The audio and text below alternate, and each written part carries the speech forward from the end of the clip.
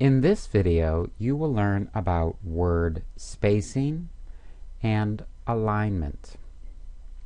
In this document that we've made about candy that doesn't cause cavities, you can see that the body of our text is relatively small. Not only is it relatively small, it is what's called single-spaced, meaning that the line between the spaces is not very big.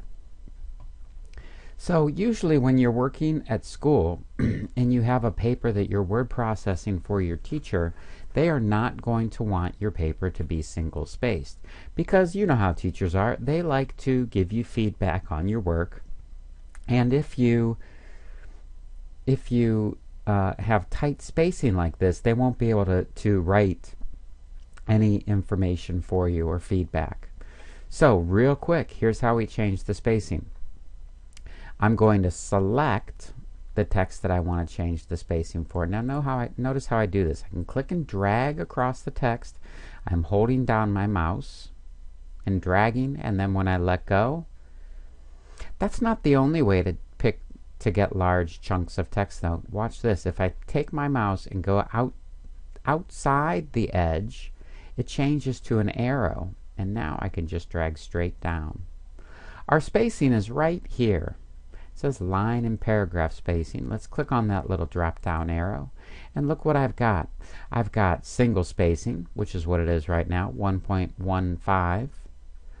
1.5 spacing, 2 line spacing, or as the teacher would call it, double spacing, 2.5, 3.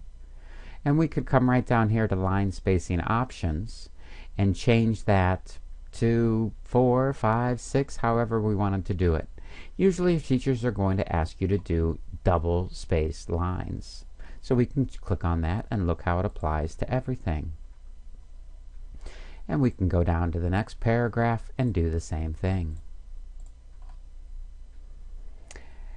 Next thing that we need to know is how to align our text. Usually teachers will ask that you align your text a certain way, and they will give you instructions on how they want it aligned. So I'm just changing the size so we can take a look at this article. So if you look at our first paragraph right here, you can see this line comes all the way over to here, then the next line goes in this far, then the next line goes in that far. Well, we want our writing to usually be aligned to the left and with paragraph marks. So what we want to do is select our text, and then our different options for alignment are right here. Usually your teacher is going to want it to be left aligned.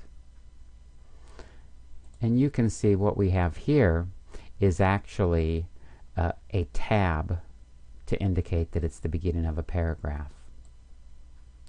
We can have our text be centered, just like the heading is, the title of the story. We can have it be right aligned. Maybe your teacher, when you're writing, wants you to have your name and the subject on the top of your paper on the right-hand side of the paper. You would make that right aligned.